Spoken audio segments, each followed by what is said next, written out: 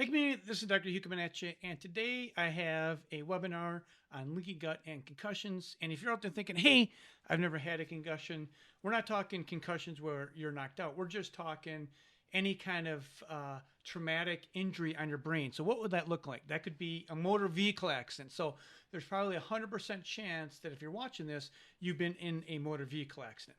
And that motor vehicle accident could have been 10, 20, 30 years ago. And now today, you're suffering from some kind of traumatic brain injury that is causing, we're going to be talking about leaky gut. So we're talking about how your brain can cause leaky gut, and just not concussions where you've been knocked out cold, but these would be mild traumatic injuries, such as, like I say, a car accident.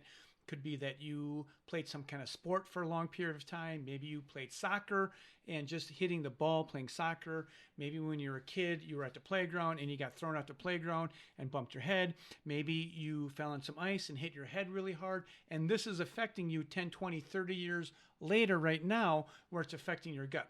So some classic signs that you have some kind of brain inflammation or neuroinflammation would be you get dizziness, you get shaking, you get nauseated, you have some kind of weird neurological symptom that no one can explain. This is all brain-based. Now, if this is happening to you, the research is very clear that this will also cause leaky gut. So if you're having brain fog, brain fatigue, balance problems, you're having some kind of neuroinflammation, and that will lead to a leaky gut. So what I'm really want to talk about here is if your gut's bad, your brain's bad. If your brain's bad, your gut's bad. Now, the research shows is that you should be making 2 to 3 bowel movements every single day, no gas, no bloating, diarrhea. If you have something other than that, you can have a leaky gut, and your leaky gut can actually be caused by your brain being inflamed, and that's really what we're going to be talking about. So if you're listening to this, anyone that has any kind of gut issues, anyone that has brain fog, brain fatigue, needs to listen to this so you can understand how important the connection between your brain and your gut is, and your gut to your brain. So here, what is a concussion? So you can really see the brain here, and then when you get flung forward, there's going to be an impact to your brain, and this can cause a lot of neuroinflammation. The fancy word for this is called dysautonomia. So if you're out there watching this video, you can take a picture of this QR code, and this will go right to my content on dysautonomia, which is right in here, or this is my website. You can just type in dysautonomia, and I have lots and lots of content on dysautonomia, which is basically anything that any kind of neurological problems that no one has been able to explain is dysautonomia. What I'd like to do right now is just go over the clinical research about how your brain's connected to your gut and your gut's connected to your brain. So this is research. Now, clinically, what I've seen is this correlation is 100% certain. If you have any brain issues, you're going to have a gut issue. So let's go over some of the research so you can understand what's happening here. So this is a research article in 2018, and it's a review of traumatic brain injury and gut microbiome, insights into the novel mechanism. Novel, right? They say novel meaning new, but functional medicine doctors have known this for 2 decades. Novel mechanism of secondary brain injury and promising targets for neural protection. So let's go up here. Leveraging knowledge of the gut microbiome in a setting of a TBI, which is traumatic brain injury. But again, we're not talking something where you're knocked out. This could be a repetitive brain trauma. It could have been in 3 or 4 motor vehicle accidents you were. A variety of things can cause this. You do not need to be knocked unconscious cold. So a setting of a TBI holds the exciting potential to influence the treatment of the brain injury patient by enhancing quality of life for patients with TBI. So what is this really saying? So this is really saying that if you have any kind of dysautonomia, you got to fix your brain. Now, one of the things I want to bring your attention to is this picture right in here, and I'm going to blow this up. So what you're looking at right here is this is a picture of your vagus nerve. So you can see your vagus nerve right in here. Now, vagus just means everywhere. This nerve goes everywhere in your entire body. Now, you see where it comes from? It comes from your brain stem, way up here. So if you've had a concussion, that can affect your body's ability to heal and function when it comes to your vagus nerve. Now, look at this vagus nerve here. You see how it goes all the way down. It goes into your lungs. It goes into all your digestive organs, your heart, your liver, your pancreas, your spleen, your liver, your colon, your small intestine. Everything is here is controlled by your vagus nerve. So if you have any kind of mild traumatic brain injury, it can affect your vagus nerve and will affect your digestive system, and your digestive system will eventually affect your brain.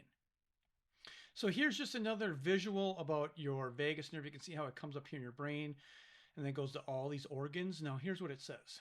The vagus nerve is the longest nerve in the human body and is made up of two bundles of nerves that contain over 200 individual fibers. So this is the biggest nerve in your entire body, and it's the nerve that has the most impact on all your different organs in your body as well. I want to spend some time on this article right here. So this is June 2020. And this is the key thing, repetitive, right? So we're not talking. So repetitive, mild traumatic brain injury results in progressive white matter lesions, which is where your brain's literally dying, cognitive deterioration, and transient gut microbiome dysbiosis. What does this mean? It means that your gut is messed up and you have small bacterial overgrowth. Now, what I want you to bring your attention to is this summary right here. I'm going to read this. Traumatic brain injury is often accompanied by GI issues and metabolic disruptions. These systemic manifestations suggest possible involvement of the gut microbiome in head injury outcomes. Although gut dysbiosis, which just means you have a bad gut, after single severe TBI has been documented. Here's the thing. The majority of head injuries are mild. Right? So we're not talking when someone gets knocked out. Mild, such as those that occur in athletics, military personnel exposed to repetitive head impacts. Therefore, it is important to determine if repetitive mild TBI also disrupts the microbiome. And with 100% certainty, it does. So one thing I always ask people is about brain injuries. Right? Have you ever gone skiing and got messed up skiing? Have you ever gone surfing? Have you ever done any of these things that might have caused any kind of injury to your brain? And it doesn't take like someone to be completely knocked out for your brain not to be well.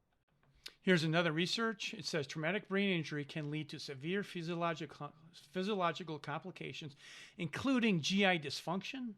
Specifically, traumatic brain injuries can induce an increase in intestinal permeability. So if your brain is injured, your gut's going to get worse. Check this out, which may lead to bacterial translocation, which means the bad guys in your gut will cross over in your bloodstream and then get into your brain, which is bad, cause sepsis, and even multiple system organ failure. All right, this is all through the gut. So if you want more information about the gut, you can go to my website and just click gut. I have all this content in here.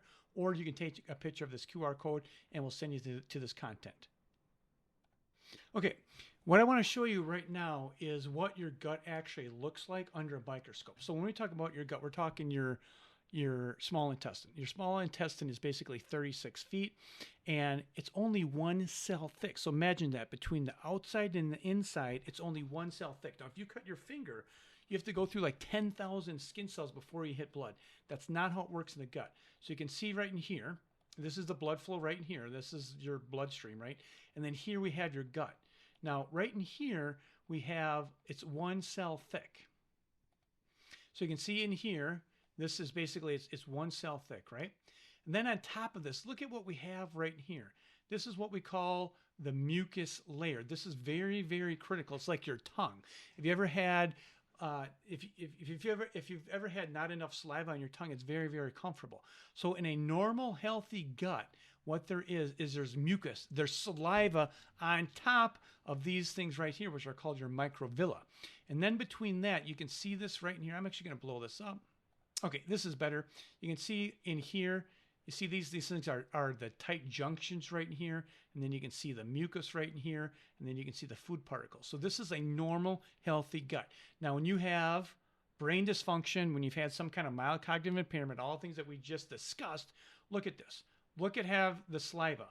What's happened to the saliva? It's literally gone. So it's like your tongue with no saliva on it. This is what's happening in your gut. And when this happens, this breaks down basically the gut barrier. And when this breaks down, guess what here? We say viruses right in here. Viruses start to move in. Viruses will start to move into your digestive system right in here. These particles, a bunch of nasty things will start to happen. Toxins start to move in. You see that's toxins that start to move in. And then what happens? You see what's happening. You see this is a nice round microvilla. It's solid. When your gut gets so bad, what happens over in here, you see how it splits in half? It's called transcellular. Your cells actually start to literally split in half, and then all this bad stuff can get in your bloodstream and cause a bunch of harm in your body. Now, this right here, this is my final slide. I want to show you this right here. All right, so what you're looking at here is this is actually rats or mice. Okay, now what they've done with the mice is what they've done initially is they force these mice to actually have like concussions, right? So in here, you see this is good, nice healthy microvilla, nice and thick. Now you can see A right here is normal, right? So these are mice that didn't have any concussions. And then what they've done, this is the microbiome. So this is the same picture as you're looking at right in here, right? Then 6 hours post-concussion, look at what happened to the microvilla. What's happening is it's severely damaged right in here. Damaged, damaged, damaged. You can see the difference right here. You can see how this looks very similar to what we have going right in here. And this, the normal healthy without any concussions, looks exactly like this. So really what I want you to take away from this webinar is that if you have any traumatic brain injury, this is a significant condition, and this can be contributing to your problems. Now, if you've never had like a proper functional medicine workup, if you've never had a proper functional neurological workup, then you need to reach out and get some help, because you do not need to continue to suffer with your condition.